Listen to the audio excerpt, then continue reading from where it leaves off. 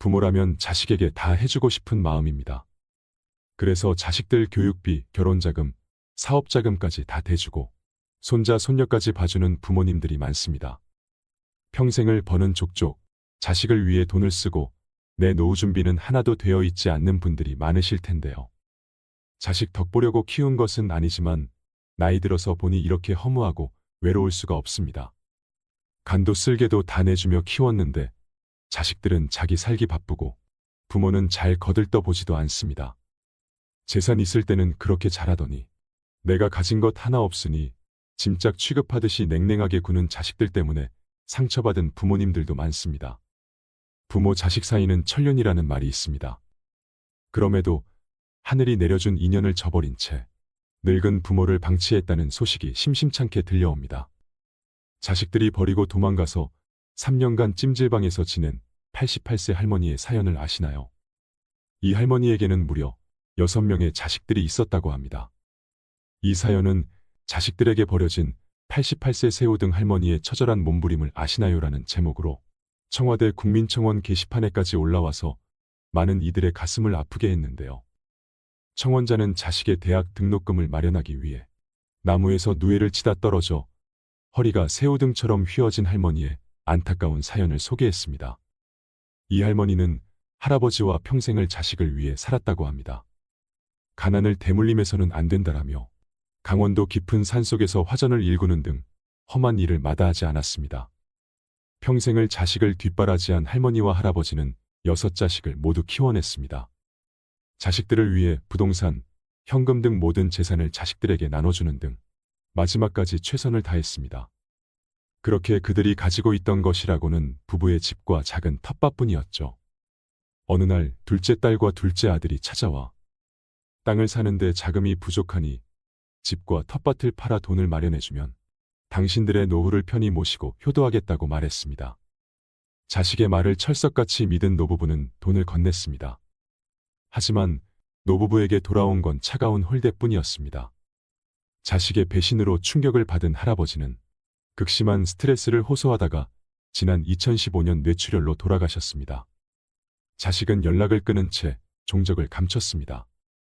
할아버지가 돌아가신 뒤 홀로 남겨진 할머니는 3년간 찜질방이나 시설, 지인의 집을 전전하여 생명을 유지했습니다. 최근 노인학대 보호기관에 재입소한 할머니는 자식들이 몰래 이사하고 전화번호도 바꿔버려 아들과 딸의 집 전화번호도 모른다고 전했습니다. 세상에 홀로 남겨진 할머니는 자식을 잃은 슬픔과 깜깜한 미래를 걱정하며 하루하루를 버틸 뿐이었지요. 요즘에는 많은 사람들이 자식 덕볼 생각 말아라고 말합니다. 말년에 편할 줄 알았는데 혼자 독수 공방하며 키웠건만 대학 졸업 후 결혼하더니 자식들이 엄마 알기를 마당에 똥개 취급합니다 하며 서러움에 우는 분들도 있습니다. 고령화 시대, 이제는 부모를 버려야 한다. 부모를 버려야 자식이 산다라는 자극적인 문구를 내세우며 언론에서는 너나 할 것 없이 앞다퉈서 우리의 안타까운 현실을 고발합니다. 지난 15일 보건복지부가 발표한 보고서에 따르면 지난해 노인학대 신고 건수는 무려 1만 6천 건에 달한다고 합니다. 하루에 44건의 신고가 접수된 것인데요. 연도별 학대 신고 건수도 꾸준히 증가하고 있습니다. 그런데 노인의 학대가 대부분 가정에서 일어난다는 것을 알고 계신가요? 전체의 85%가 가정 내에서 발생한 학대였다고 합니다. 사랑하는 자식에게 학대를 당한 노인들의 가슴에는 시퍼런 멍만 남습니다.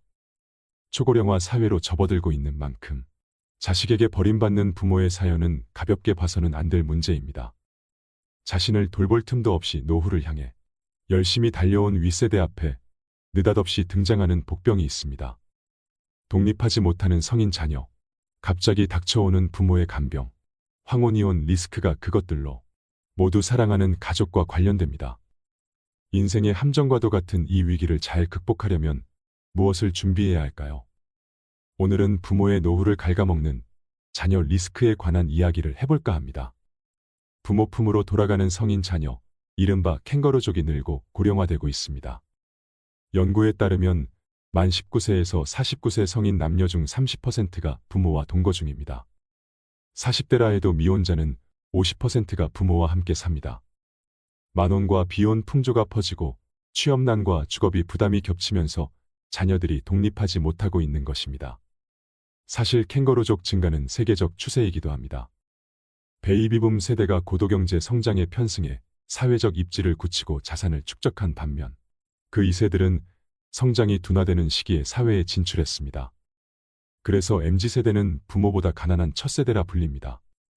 캥거루족은 부모에게 기생하는 독신, 부모의 퇴직금을 축내는 자식, 결혼하고 일단 독립했다가 주거비와 육아의 어려움 때문에 부모 집으로 들어오는 자녀를 모두 포함합니다. 저출산 고령화로 인한 인구구조 변화에서 한국은 일본을 약 15에서 20년 시차를 두고 따라갑니다. 20년 전 일본에서 일어난 일이 오늘날 한국에서 나타날 가능성이 크다는 얘기입니다. 요즘 일본에서는 캥거루족의 극단적 형태인 은둔형 외톨이의 고령화가 사회 문제가 되고 있습니다. 그들의 부모인 7080 세대가 언젠가 고령으로 사망하면 그들의 연금에 기대던 4050 자녀들은 생계가 끊기는 일마저 생깁니다. 한국 부모들은 자녀에 대한 무분별한 지원이 문제가 됩니다. 많은 교육비를 투여한 것도 모자라 자녀가 결혼하면 집 팔고 대출받아 지원해주는 것을 당연하게 여깁니다. 더 심각한 것은 결혼 후에도 사업자금이나 생활비, 교육비 등의 명목으로 손을 벌리는 자녀들이 적지 않다는 점입니다. 이렇게 되면 아무리 노후 계획을 탄탄하게 세웠다 해도 무용지물이 됩니다. 우리 주변에는 자녀들의 등살에 다 쓰고 죽겠다며 선포했던 부모의 노후 계획이 흔들리는 슬픈 이야기들이 넘쳐납니다. 유전유효, 무전무효라거나 미리 재산을 안 주면 시달려서 죽고 찔끔찔끔 주면 졸려서 죽고 다 주면 굶어 죽는다는 슬픈 우스개마저 놔두는 상황입니다. 성인 자녀 입에서 노인은 돈 쓸 일도 없지 않느냐라거나 여유 있으면서 왜 안 도와주느냐, 상속 미리 한다고 생각하시라는 말이 나올 정도면 부모 자식 관계는 악화될 대로 악화된 상태입니다. 하지만 평소 자녀 리스크에 대비할 것을 누누이 강조해온 전문가들은 노후 자산을 너무 쉽게 내어주다가는 자칫 부모와 자녀 세대가 함께 무너질 수 있다고 경계합니다. 그렇다면 자녀 리스크를 피하려면 어떻게 해야 할까요? 첫째, 자녀에게 경제적 자립심을 갖게 해주고 금융 교육을 시키는 것이 명문대 졸업장보다 훨씬 중요합니다. 자녀가 스스로의 힘으로 살아갈 수 있도록 교육해야 한다는 얘기인데 이게 가능하려면 부모 스스로도 자녀에 대한 집착에서 벗어나야 합니다. 특히 저성장 시대에는 여건에 맞게 소비를 조절하고 절약하는 능력이 절실해집니다. 둘째, 은퇴 노후 전문가들은 목돈은 가능하면 현금 흐름으로 바꾸라고 조언합니다. 노인의 재산을 호시탐탐 노리는 세력은 도처에 있다며 목돈 그 자체가 폭탄 같은 위험물이라고 말합니다. 목돈을 연금이나 배당 수익이 나오는 형태로 묶어놓으면 자녀건 사기꾼이건 그 돈에는 손을 댈 수 없고 노인은 시간을 자신의 편으로 만들 수 있다는 것입니다. 여기 두 노인의 사례가 있습니다. 10억 이상의 현금을 가졌던 A노인과 해마다 4천만 원 연금을 받는 B노인의 노후 비교입니다. 두 분 모두 노안으로 10년째 요양시설에서 생활하고 있습니다. 자녀들은 극진히 모시지만 긴 병에 효자는 없는 법이죠. 그런데 A노인의 자녀들은 시간이 갈수록 어머니가 빨리 돌아가시기를 바라는 반면 B노인의 자녀들은 오래오래 사시기를 바라더라고 합니다. 왜 그럴까요? 목돈은 주인이 오래 살수록 줄어들지만 연금은 삶을 이어가는 한 따박따박 나오니 오래 살수록 유리하다고 생각하는 것입니다. 참 현실적이면서도 안타까운 얘기가 아닐 수 없습니다.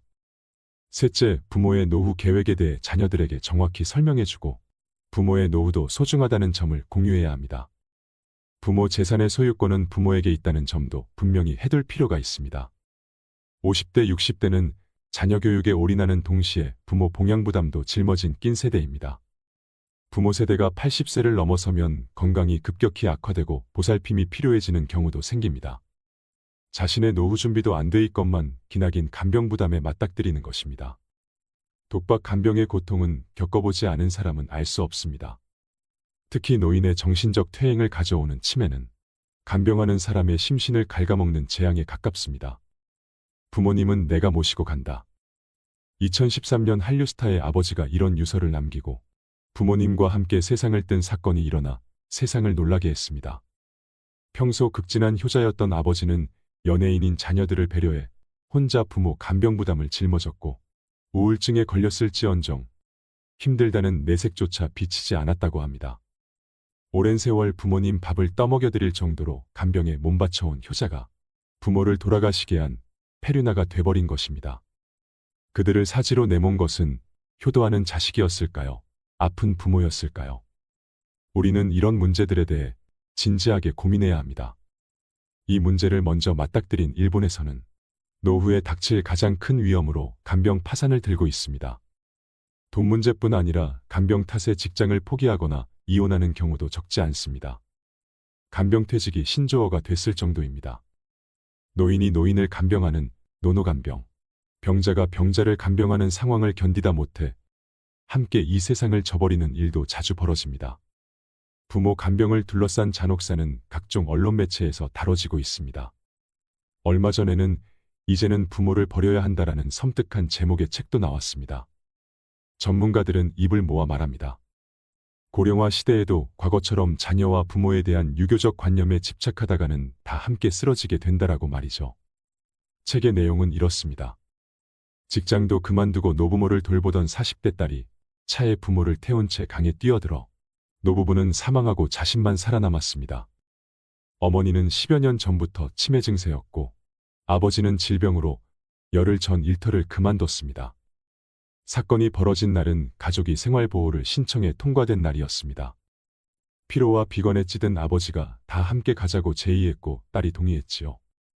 작가는 딸이 부모를 일찌감치 버렸다면 이 같은 비극은 막을 수 있었다고 주장합니다.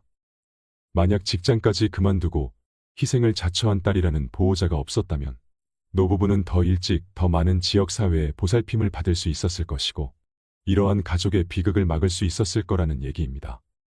노인 간병은 길게는 10년 넘게 이어질 수 있습니다. 간병 때문에 직장이나 결혼 등 자신의 삶을 포기해서는 안 되는 이유입니다.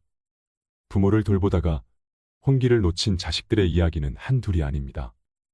독박간병은 사람을 피폐하게 만들기 쉽습니다. 방문요양과 요양병원, 요양원, 간병인 등 동원 가능한 사회적 지원을 모두 활용할 생각을 해야 합니다. 사회적으로 부모님이나 가족, 보살핌이 필요한 우리 주변의 모든 이들을 믿고 맡길 수 있는 요양제도를 구축해야 합니다. 세월이 흘러 현재의 5060 세대가 간병이 필요해진다면 어떨까요? 50대, 60대는 대체로 형제가 여럿이어서 간병의 부담을 나눌 수 있었지만 자녀 세대는 한두 명에 불과합니다. 자녀가 결혼을 해도 각자 자기 부모의 간병조차 버거울 것임을 알 수 있습니다. 최악의 상상이지만 70대 부모와 90대 조부모가 모두 간병이 필요한 경우 자녀 세대 각자에게 4명분의 부하가 걸릴 수도 있습니다. 결국 5060 세대는 자녀에게 간병을 기대할 수 없다는 얘기입니다. 그렇다면 베이비붐 세대가 본격적으로 간병을 필요로 하기 전 사회에 여력이 있을 때 간병의 사회적 지원 방식과 서비스 질을 높이려는 노력이 필요합니다. 노후를 살아갈 다양한 공간과 방식에 대한 연구도 동반돼야 할 것입니다. 5060 세대는 밑빠진 독에 물 붓듯 교육비를 쓰는 대신 훗날 사랑하는 자녀에게 부담을 주지 않기 위해 스스로의 간병을 준비한다는 마음 자세가 필요합니다. 자식한테 퍼주지 말고 스스로 잘 움켜쥐고 살아야 합니다. 몇 년간 끊임없이 SNS를 타고 돌아다니는 괴담이 하나 있습니다. 모 대학 교수가 서울시에 사는 대학생을 상대로 아버지에게 원하는 것이 뭔가를 설문조사했더니 약 40%가 돈을 원한다고 답했다고 합니다. 또 서울대생을 대상으로 부모가 언제쯤 돌아가시면 가장 적절한가를 묻자 63세라고 답한 학생이 가장 많았다는 것입니다. 이유는 은퇴한 뒤 퇴직금을 남겨놓고 사망하는 것이 가장 이상적이기 때문이라고 했습니다. 정말 이런 조사가 있었는지 궁금해 검색을 해봤지만 찾을 수가 없었습니다. 실제 조사가 아니라 일종의 엽기 유머였을 가능성이 커 보입니다. 인용 내용도 토시 하나 다르지 않은 문장이 퍼날라져 있어 민망할 정도입니다. 다만 이에 대한 부모 세대의 폭발적인 반응들을 보면 노후를 둘러싼 이들의 서러운 마음이 어느 정도 읽히는 것도 사실입니다. 나의 삶과 자녀의 삶을 되돌아볼 때 열심히 키웠지만 못해준 게 많고 늘 부족한 자신을 책하는 마음. 다른 한편으론 자신의 인생은 무엇이었는가라는 자괴감이 반영되어 있는 것 아닐까요? 실제로 자식에 대한 부담감은 시니어들 혹은 예비 시니어들의 발목을 잡고 마음의 그림자를 드리우고 있습니다. 그래서 많은 은퇴 전문가들이 100세 시대 한국인의 풍요로운 노후에 아문을 드리울 요소로 자식 리스크를 꼽는 것이겠지요. 한국인 대부분이 자식에게는 일단 모든 것을 쏟아붓습니다. 노후의 도움을 기대하는 것도 아니면서 일단은 그렇게 해야 마음이 편하기 때문일 것입니다. 한국인이 가진 자식 리스크는 제대로 된 노후 준비에 가장 큰 걸림돌이 될 것은 자명합니다. 한국인이 자식을 위해 사교육비에 올인하는 것을 어떻게 생각하시나요? 하루가 다르게 변하는 세상에서 20세기식 교육에 기반한 사교육은 돈을 쓰레기통에 버리는 것과 마찬가지라고 합니다. 비참한 노후로 가는 지름길입니다. 실제 한국 경제의 허리인 40대는 자녀 교육과 내 집 마련에 힘썼느라 노후 준비에 소홀한 실정입니다. 자녀가 있는 40대의 90%는 학원비로 월 평균 107만 원을 지출하는 반면 노후 준비를 위해서는 61만 원을 저축했습니다. 이들의 절반가량은 자녀 교육을 위해 이사를 했거나 이사할 계획이라고 했습니다. 사실 한국인처럼 자식에게 올인하는 부모는 세계 어디에도 없습니다. 나이 30이 넘어서 취직을 못하고 자포자기하면 끼고 살면서 용돈도 줍니다. 결혼한다면 자녀 전셋값을 위해 부모가 노후 비용을 탕진하려 듭니다. 그러다가 결국은 노후에 가진 거라곤 집 한 채와 국민연금밖에 없는 신세가 되는 것입니다. 그마저도 자식에게 미리 증여하고 탈탈 털린 채로 자식 눈치 보며 살아가는 노부모가 많습니다. 노후란 어느 날 갑자기 하늘에서 뚝 떨어지는 것이 아니라 자신이 살아온 과정의 연장선에 있다는 것을 기억해야 합니다. 바야흐로 10년 뒤 세상이 어떻게 변할지 예측하기 어려운 시대입니다. 학원이나 과외 등의 사교육 대신 아이들에게 뭘 가르쳐야 할까요? 많은 석학들이 유치원 때부터 독서와 금융교육 같은 자녀들의 성장의 자양분이 될 경험과 살아있는 지식을 접할 기회를 줄 것을 권합니다. 이는 유태인의 교육법과도 유사합니다. 미국의 재무설계사 스테판 폴라는 다 쓰고 죽어라라는 책에서 재산을 모아 자식에게 물려주기보다 다 쓰고 간다고 생각하라고 조언했습니다. 최고의 자산 운용이란 재산을 쌓는 것이 아니라 행복을 위한 일에 쓸 줄 아는 것이라는 관점입니다. 어떻게 하면 더 많이 벌 것인가만 고민하지 말고 어떻게 잘 쓸 것인가도 고민하라는 얘기입니다. 이를 위해 4가지를 제안합니다. 첫째, 오늘 당장 새로운 것을 배우세요. 항상 새로운 것에 도전하고 배우는 사람의 뇌는 늙지 않습니다. 치매 예방도 됩니다. 똑같은 일만 죽을 때까지 하지 않아도 됩니다. 새 직장을 찾고 새로운 일을 시작하는 것도 좋습니다. 직장은 당신에게 평생을 약속하지 않습니다. 직장에 대한 충성심은 버리세요. 나이 들어서 못한다고, 늙어서 기운이 없어 못한다고 생각하지 말고 무엇이든 할 수 있다고 긍정적으로 생각하세요. 둘째, 현금으로 지불하세요. 카드는 비상용 1개만 남기고 모두 버리세요. 주 단위로 생활 계획을 세워 은행에서 생활비를 찾아서 사용하세요. 돈을 쓰는 게 불편해지면 불필요한 소비, 충동 구매를 피할 수 있습니다. 셋째, 은퇴하지 마세요. 은퇴 생활이 아름다운 휴가라는 건 환상입니다. 65세에 은퇴해 20년간 신통차는 연금으로 연명하면서 빈둥거리게 될 수도 있습니다. 그러다 보면 건강도 나빠지고 정신도 녹습니다. 무슨 일이건 찾아서 해보세요. 넷째, 다 쓰고 죽어야 합니다. 위 3가지를 실천했다면 어느 정도 재산을 모았을 것입니다. 손자의 학비나 가족여행비 등 당장 요긴한 지원이 필요하다면 부담 없이 인심을 쓰고 감사 인사를 받을 수도 있습니다. 자식에게 남겨줄 유산이 없어서 걱정이신가요? 그런 생각은 하지 마세요. 자식을 잘 키운 것만으로도 부모 역할은 다 한 것입니다. 유산이 없으면 자식들이 당신의 죽음을 기다릴 일도, 형제끼리 다툴 일도, 가산을 탕진할 일도 없습니다. 다 쓰고 죽으라는 말은 결국 후회 없이 살라는 말입니다. 돈은 지금 행복하게 살기 위해서 모으고 쓰는 것입니다.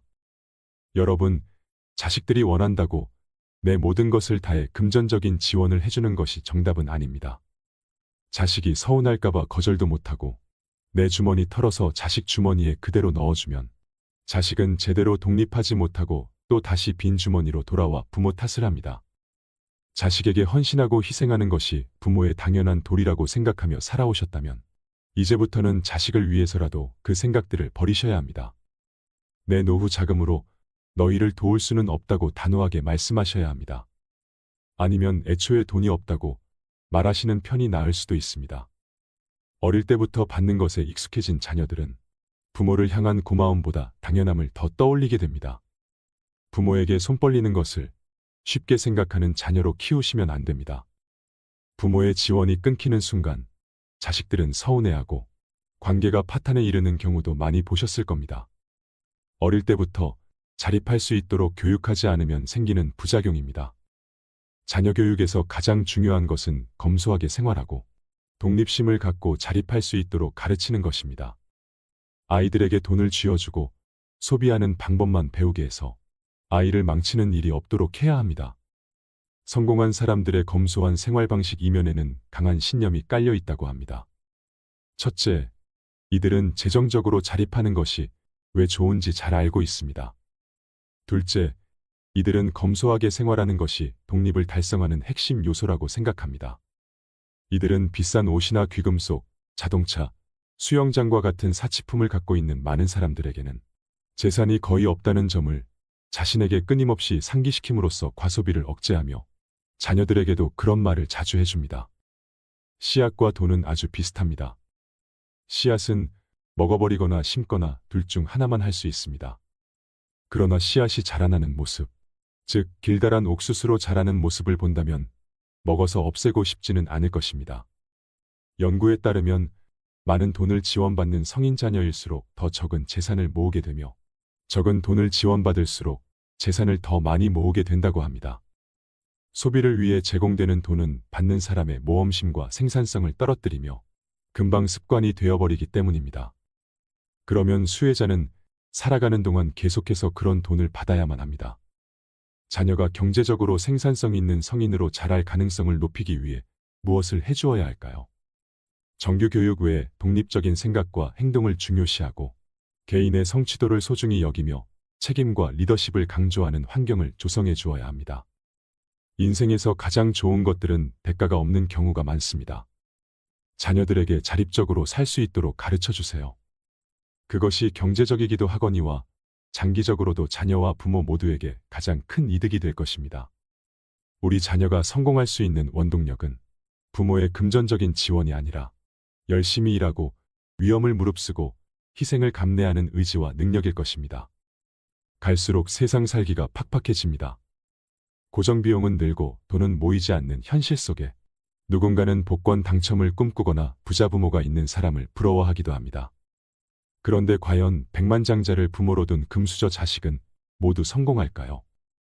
토마스 스탠리 교수의 저서 백만장자 불변의 법칙이라는 책을 보면 성공한 사람들은 대개 자녀들을 강하게 키웠다는 사실을 알 수 있습니다. 통계적으로 부자 부모의 재산이 많을수록 그들의 성인 자녀도 경제적으로 절제 성향이 강한 것으로 나타났습니다. 즉, 검소와 절제를 몸소 실천하는 부자 부모가 자녀에게 독립심과 더불어 검소와 절제의 가치관을 심어줘야만 자녀들도 부자가 됐습니다. 부자가 된 자녀들이 부모로부터 배워야 했던 것은 절제와 인내력이었으며 스스로 역경을 헤쳐나가는 방법도 배웠습니다. 재산이 있다고 무한정 지원해주는 것이 아니라 어떻게 하면 돈을 벌 수 있는지 스스로 찾도록 격려한 것입니다. 돈 벌기 어려운 줄 알아야 부모 돈도 어려운 줄 안다는 말이 있습니다. 사회의 모든 악으로부터 자녀를 보호하고자 하는 사람들은 결코 자녀를 두려움과 걱정 그리고 의타심으로부터 벗어나지 못하도록 만들 것입니다. 성공한 사람들은 자신이 헤쳐나가야 할 역경을 거부하지 않은 사람들입니다. 성공한 자녀를 둔 부자가 말하는 10가지 지침을 준비했습니다. 꼭 부자 부모가 아니더라도 자녀를 올바르게 키우는데 도움이 될 만한 내용입니다. 자녀에게 부모가 부유하다는 사실을 절대로 말하지 마라. 부모가 부자인데도 부자가 되지 못한 자녀들은 왜 고소득을 올리면서도 많은 재산을 모으지 못할까? 그들은 어려서부터 부모가 부유하다는 말을 끊임없이 들어왔으며 부모의 사치스런 라이프 스타일을 그대로 모방하기 때문이다. 반면 부자가 된 자녀는 자신의 아버지가 전혀 부자처럼 보이지 않았다고 말한다. 당신이 아무리 큰 부자라도 자녀들에게 절제와 근검절약을 가르쳐라. 아이들은 무척이나 영리해서 부모가 실천하지 않는 규칙은 따르지 않는다.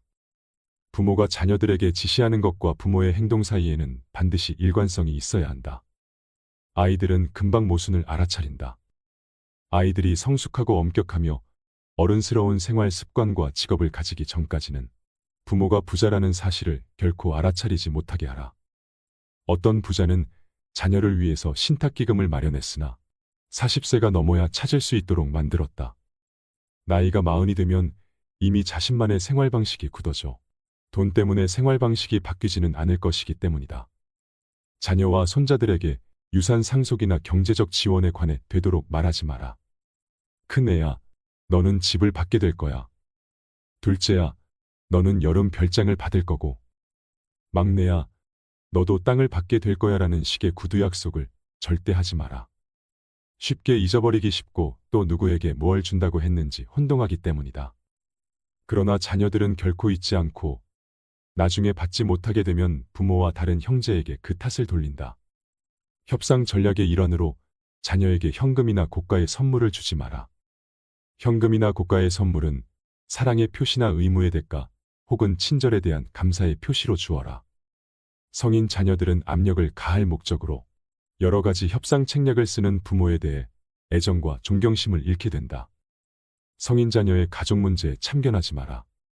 부모들은 자신이 생각하는 이상적인 생활 방식이 성인 자녀나 며느리 또는 사위의 생활 방식과 정반대가 될 수도 있음을 알아야 하며 자녀들이 자율적으로 살아가도록 내버려 두어야 한다. 자녀와 경쟁하지 마라. 결코 내가 내 나이 때는 말이야라는 식으로 자녀와 대화를 시작하지 마라. 부모가 그동안 축적해온 재산이 얼마나 되는지 자녀에게 자랑하지 마라. 그런 태도는 자녀를 혼란스럽게 만든다. 자녀들은 부모의 업적을 높게 평가할 만큼 충분히 현명하다. 성취욕이 강한 부유층 출신의 자녀들 중에는 재산 축적이 최상의 목표가 아닌 경우도 많다. 그들의 성취 목표 가운데 돈은 두 번째 혹은 세 번째일 수 있다. 자녀들 각자가 개별 인격체라는 사실을 잊지 마라. 자녀들의 행동 동기와 성취 목표는 각기 다르다. 부자가 아무리 경제적 지원을 해도 자녀들 사이의 경제적 격차는 존재하기 마련이다. 생산력이 떨어지는 자녀에게 경제적 보조를 하는 건 차이를 줄이는 게 아니라 오히려 더 벌리는 꼴이 된다. 또한 경제적 지원을 받지 못한 고소득 자녀들이 화를 낼 수도 있다. 부모가 생각하는 성공의 상징을 강조하지 말고 작은 것이라도 자녀의 성과를 강조하라. 자녀에게 돈 쓰는 법만 가르치지 말고 성취하는 법도 가르쳐라. 소비 수준을 높이기 위한 돈벌이가 궁극적인 목표가 돼서는 안 된다. 자녀가 항상 자신의 분야에서 최고가 되도록 노력하고 돈을 쫓지 말게 가르쳐라. 한 분야에서 최고가 되면 돈은 자연스레 따라온다. 돈보다 귀한 것이 많다는 사실을 자녀들에게 알려줘라. 건강, 장수, 행복, 사랑 넘치는 가정, 자립, 진실한 친구 가운데 5가지를 가지고 있다면 부자다. 돈은 인생이라는 케이크 위에 장식물과 같은 것이다. 돈 때문에 남을 속이거나 훔칠 필요는 없다. 마지막으로 자식에게 기대지 않고 노후에 잘 살려면 필요한 것 3가지를 말씀드리겠습니다. 우린 성인이 되면 독립을 합니다. 이때 독립은 단순히 그동안 살았던 부모님의 집에서 가방을 싸서 밖으로 나가는 것을 말하는 것이 아닙니다. 그것은 육체적 독립일 뿐입니다. 나의 미래를 위해 독립의 필요성, 당위성을 충분히 인식하는 정신적 독립도 해야 하고 독립 생활에 필요한 현재와 미래의 경제적인 부담도 본인이 전부 책임을 지는 경제적 독립도 해야 합니다.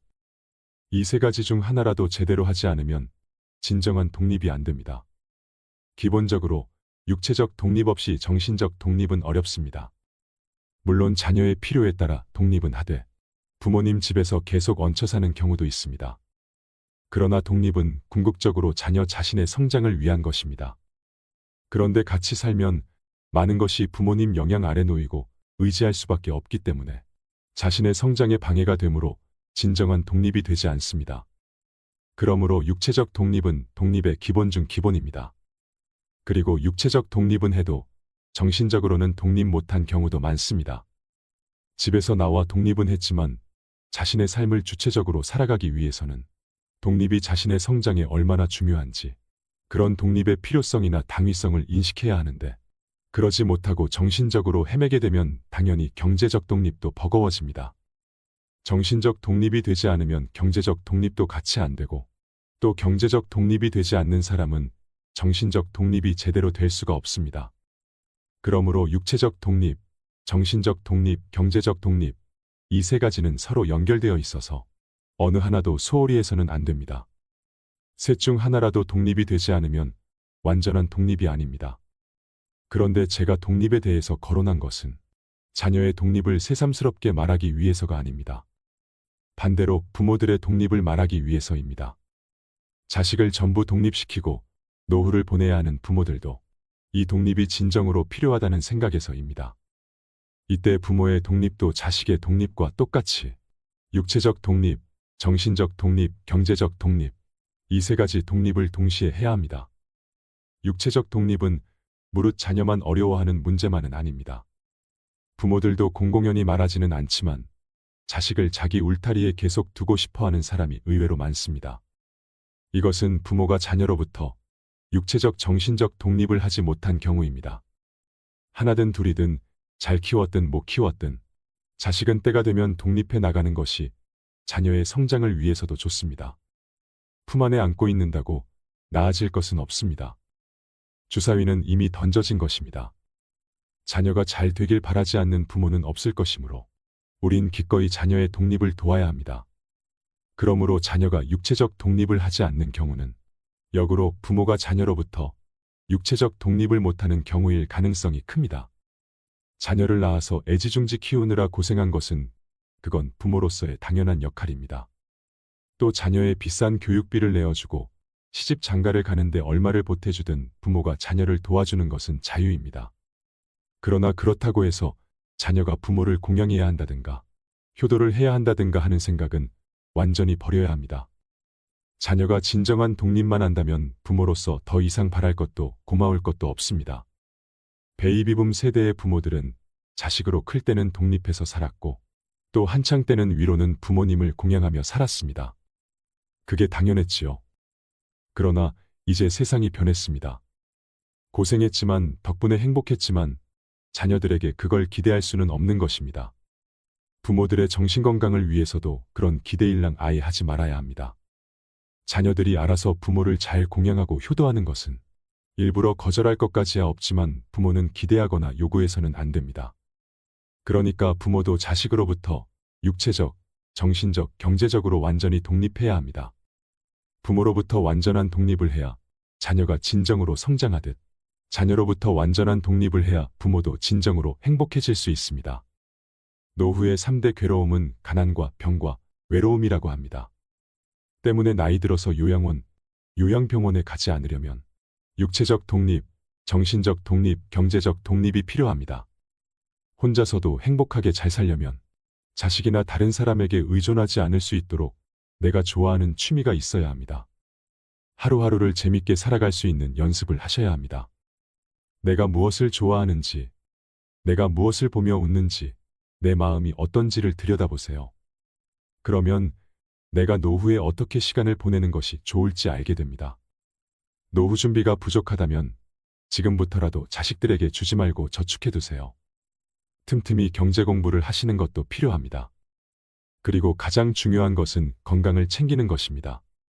귀찮더라도 근육이 빠지지 않게 꾸준히 운동하세요. 낙상사고도 조심하셔야 합니다.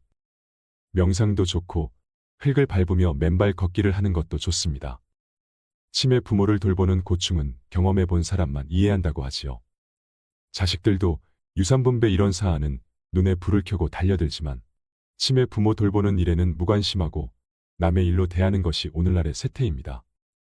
그 중에 제일 가슴 아픈 것은 치매에 걸린 자신을 탓하는 부모일 것입니다. 부모가 오래 앓으면 가족 모두가 힘이 듭니다.